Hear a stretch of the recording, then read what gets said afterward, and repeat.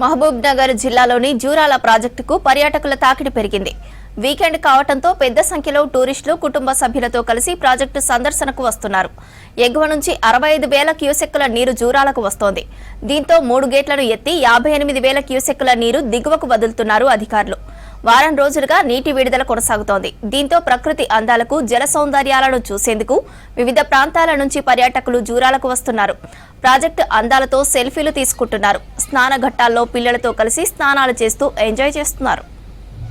ఉదయంలో 5 గేట్లు ఎత్తేస్తారు జూరాలంటే వచ్చినాము.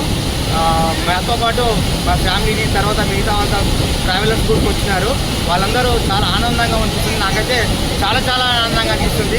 ఈ 5 గేట్లకే ఇంత ఆనందంగా ఉంది అనిపిస్తుంది. అంటే నిజంగా చెప్పాలంటే అన్ని గేట్లు తెరిస్తే ఇంకా చాలా అద్భుతంగా ఉంటుందని నా మనసు అయితే అయితే మా గల్లీ బాయ్స్ అందరు కలిసి జూరాల ప్రాజెక్టును చూడడానికి వచ్చినాము.